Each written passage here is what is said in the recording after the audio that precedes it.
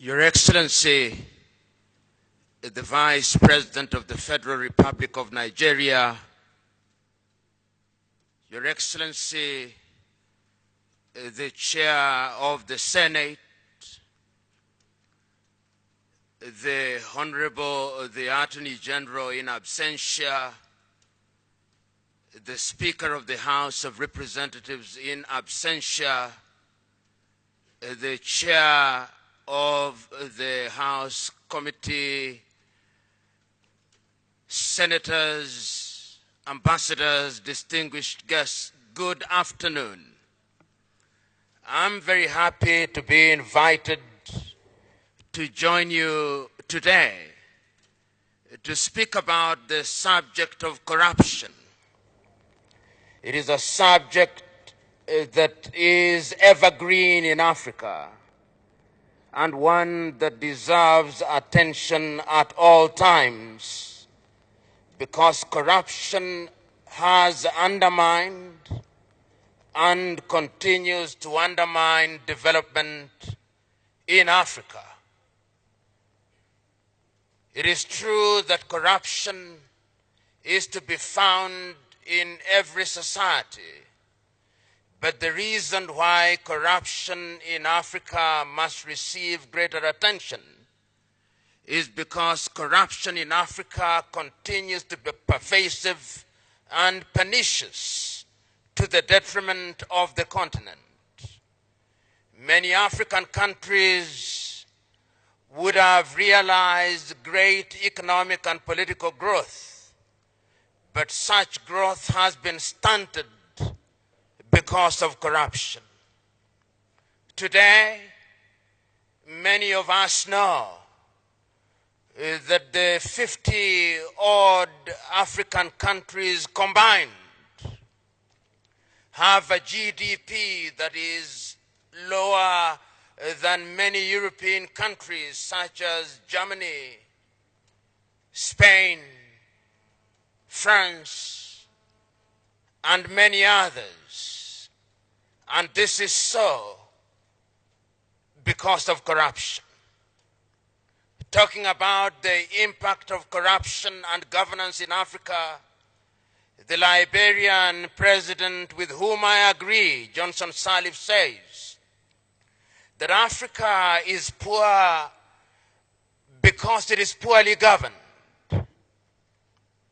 And those who have looked at Africa for a long time, including the famous South African who has advised Rwanda's government, Greg Mills, in his book, Why Africa is Poor and What Africa Can Do About It, have asserted that Africans are poor because their leaders have chosen that path. It therefore gladdens me that I have been invited to speak in the presence of elected leaders. It has also been said that one of the reasons why corruption thrives in Africa is because Africa is in the business of canonizing thieves and sanctifying and celebrating the wrong people while it vilifies her good men and women.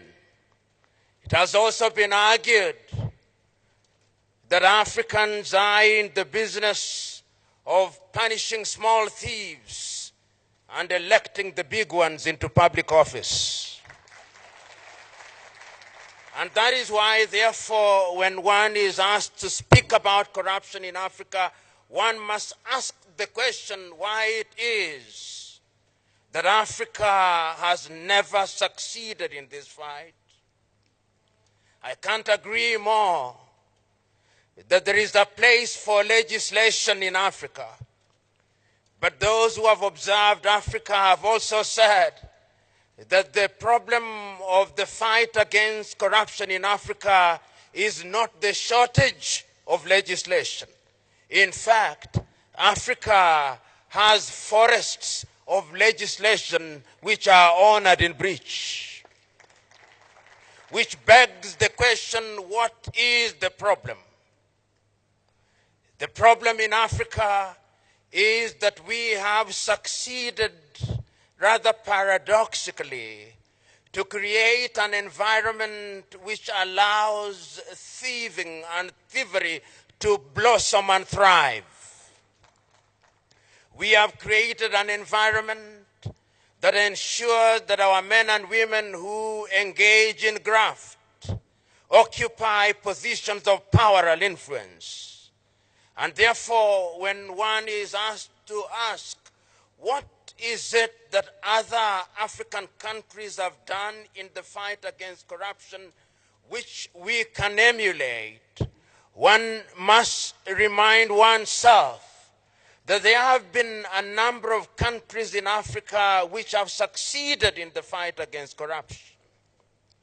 And the reason why they have succeeded is because the leadership in those countries have demonstrated by word and deed that they mean what they say in the fight against corruption. As I said a few minutes before, African countries are quick to sign international instruments that speak against corruption. If you look at the countries which were the first to ratify the UN Convention against Corruption, African countries were in the forefront. If you look at the countries which were quick to adopt protocols that speak against corruption, African countries were in the forefront, and Nigeria was never far behind.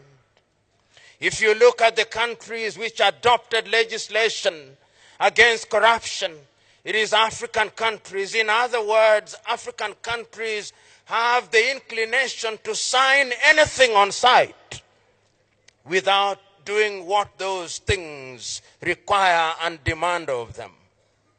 So, it is not legislation in and of themselves. It is something else. It is the culture that we have evolved over the years in Africa of celebrating ill-gotten wealth. It is not the shortage of political pronouncements in many African countries. Those who occupy political leadership when they seek political office will invariably say that we are going to fight against corruption. But many times, in the fight against corruption, their understanding of it is that they should appear to be fighting corruption without actually fighting corruption. So the question that we must ask ourselves, what must we do, we who have the privilege and honor of serving our countries in the positions to which we have been elected, in order to salvage our countries from the chains of graft? There are those Afro-pessimists who hold the view that Africa will perpetually and eternally be mired in the muck and mire of corruption. But the truth is that African countries have demonstrated that it can be done.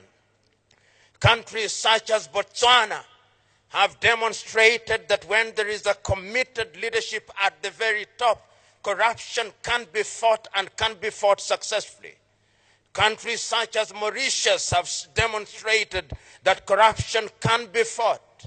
Countries such as Rwanda have demonstrated that corruption can be fought.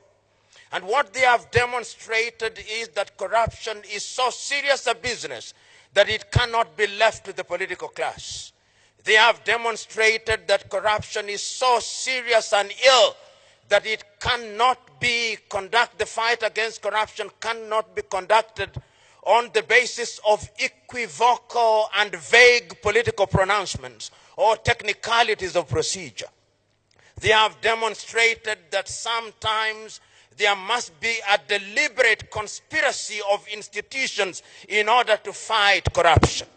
They have demonstrated that the executive must positively and creatively conspire with the legislature, and that the legislature must conspire with the judiciary not to undermine those institutions, but to strengthen those institutions. And I hold the view that it can be done, and it must be done, because if it is not done, many African countries will never realize their potential. It has also been demonstrated by those countries that in order to fight corruption, there must be collaboration of a continental nature. And it is not lost on me that the African Union has brought to pass the African Convention for Combating and Preventing Corruption, which is the continental instrument that allows African countries to participate in the fight against corruption through collaboration. And it can be done through regional efforts. In the ECOWAS region, the ECOWAS environment provides an opportunity for Nigeria and the countries in this part of the world an opportunity to engage in the fight against corruption in a positive manner. It has never been lost on me that the day Nigeria rises, that is the day Africa rises. You may not know, but 1 out of every 5 Africans is a Nigerian. And the reason, in my view, why Africa continues to totter in the manner that it does is because Nigeria has never realized our potential. The day Nigeria realizes our potential, that is the day that Africa will rise. So we are here today also to remind Nigeria that it must play her leadership role, not only in this region, but in Africa, by demonstrating by word and deed that Nigeria will be in the forefront in the fight against corruption. And it's not only at the continental level that Nigeria must demonstrate this. Nigeria must also demonstrate our leadership position in the world. The United Nations Convention Against Corruption provides several opportunities which can be exploited by member states, including Nigeria, to ensure that funds that have been ill-gotten are repatriated and the men and women who engage in such unconscionable and harmful behavior are punished in accordance with the law, that the world may know that if you reap where you have not sown, there are consequences to it. It is also important to create an environment that is hostile for people to participate in corruption. There was a time when I believed that procurement laws in and of themselves were a magic wand, which upon being waived would eliminate corruption in the civil service. But over the years, I've come to realize that procurement laws only allows people to steal in accordance with the law. And that therefore do not be under the impression that laws in and of themselves will solve the problem. As a young boy, I read the great Nigerian writer Chinua Achebe, who said that since men have learned to shoot without missing, a naked bird has learned to fly without perching. So we who are here must remember that when we are enacting laws regarding procurement, sometimes we do so in a manner that provides an opportunity for bureaucrats to steal in a manner that lends a veneer of legality to their illegal activities. The quality of laws that we enact are therefore very important. We must also, as a country, look at the lifestyle of the individuals who engage in public office. How is it that in Africa, when an individual whom we knew to be a pauper is appointed as a public official, whom we knew to be a pauper is elected, permit me and forgive me at once, members of Senate and members of the House of Representatives, that no sooner have you set foot in the Senate or the House of Representatives than you become a millionaire and you begin to live as if money was not a problem. If it was so easy, why aren't all of us so rich? The privatization of public wealth without consequence is something that we must frown upon. And that is why lifestyle audits are important, and I urge you to enact legislation that will require Nigerians that before you build a house as a public servant, you must show us the source of your funds. You must tell us where you got the money. And if you did that, you'd be amazed that those who build mansions will be reduced by 99%. And corruption is something that also undermines democracy. That is the tragedy of corruption. And it has now been demonstrated that in the countries where corruption has been fought and fought successfully, democracy also thrives. I've already indicated to you countries such as Mauritius and Botswana, which are the only two countries in Africa ever to have had budget surpluses, because the leaders in those countries have been in the forefront in the fight against corruption. The other thing that we must do is to create public awareness. And public awareness is not merely to tell the people that corruption is the wrong thing. People know. When people go to church on Saturdays and Sundays, they are told that corruption is a bad thing. When they go to the mosques on Friday, they are told that corruption is a bad thing. What we must do is to ensure that there is behavior change. And throughout history, it has been demonstrated that men only change their behavior when there is a threat of pain, the pain of deprivation or the pain of imprisonment. We must therefore ensure that those who engage in corruption are punished, and punished in accordance with the law. I was also asked to organize jointly with you, as I now do, what are the challenges that stand in our way in the fight against corruption? In a multi-ethnic, multinational country such as Nigeria, as indeed are many African countries, the fight against corruption is even more difficult. A friend of mine, in an attempt to rationalize corruption, once said, "How is it that fish can swim in the ocean without water getting into its mouth?" And I said, "What do you mean?" He said, "When you work in the public service, how is it that you cannot take a little out of the public service?" And I told him, "You are not a fish, and if you are a fish, close your mouth when you are swimming." And he also told me, "How can you be tethered around a tree and you do not graze on the grass that is around there?"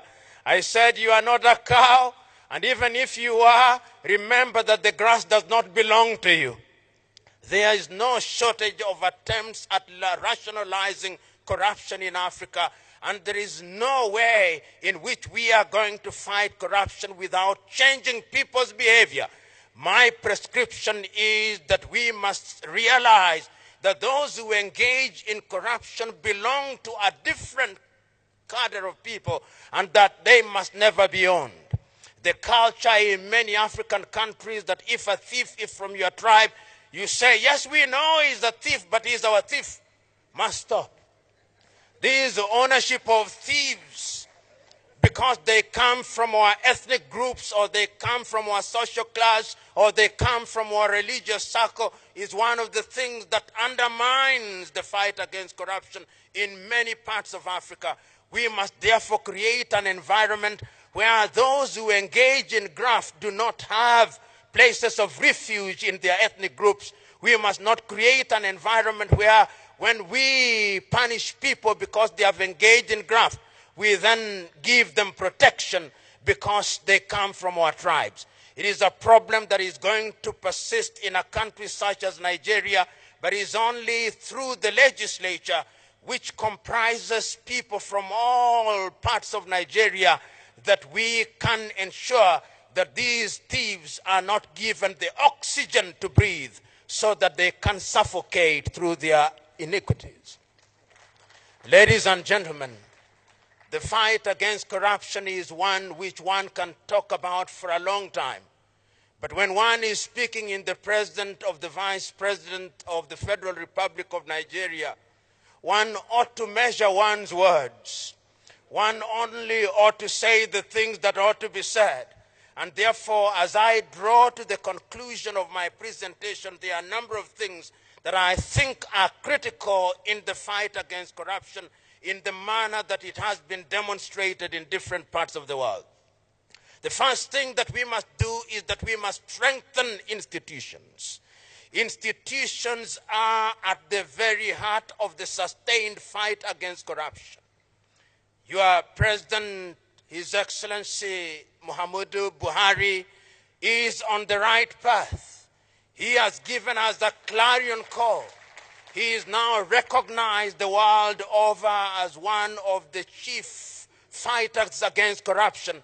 But I can tell you that no matter how well-intentioned he is not going to succeed unless you support him as the legislators. He is not going to succeed unless the institutions are strengthened. And in any event, the maximum he can stay in office is 2 terms. And let me tell you one thing about those who engage in graft. They have the patience that is amazing. If they can sleep quietly for 8 years, only to emerge as greater monsters in the 9th year. And therefore, what we must do is to create institutions that defy time. Those institutions must be institutions that are recognized by the law. If it is the institution of parliament, it must stay strong. If it is the institution of the judiciary, it must be purged of the men and women who engage in graft. If it is the institution of the executive, it must be strengthened. If it is the EFCC, it must be strengthened. If it is the civil society, it must be strengthened. It is only institutions that defy time that will ensure that we succeed in the fight against corruption. The second thing that we must do is that we must have a raft of laws which ensure that those who want to do things that are detrimental to the society are punished, and punished swiftly in accordance with the law, and they are not allowed to be unleashed to the unsuspecting public. And I am happy to note that our representatives from Europe are here. For a long time, Africans who stole from Africa had safe havens in Europe. It is my joy that even Europe now is beginning to close the doors. Under the World Bank, we have mutual legal assistance if we can ensure that those avenues are closed so that they cannot keep their money away. What amazes me is that these individuals kept their ill-gotten wealth in numbered accounts. Not their wives, not their husbands knew. So that when they died, this money was enjoyed by other civilizations. We must now ensure that those who serve in the public service do not hold accounts outside of this country. If they love this country so much that they serve her, why is it that they do not have faith in having their money in this part of the world? These are things that can only be done if we have sound laws. The third thing is that we must look at our education system. What are we teaching in the 143 universities in Nigeria? What are we teaching in our high schools? Are we teaching our young men and women that you can be celebrated simply because you have acquired wealth without its source being given? We must interrogate our curriculum, and we must involve everybody, religious leaders, traditional leaders, because how can it be that amongst the various peoples of Nigeria, you would not allow your daughter or your son to marry a thief who has stolen a goat, but a thief who has stolen naira is celebrated? We must give the goat and the naira equal value, because he's a thief is a thief. Lastly, I have no doubt in my mind that we must introduce hygiene in our politics.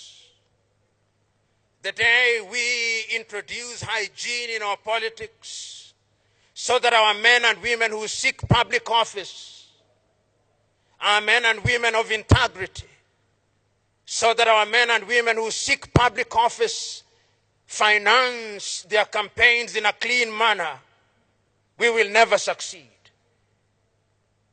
I've always been amazed in many African countries that a person who, upon being elected, if he is a Nigerian, for 5 years will earn no more than 30 million naira, is prepared to spend 1 billion naira to go into public office.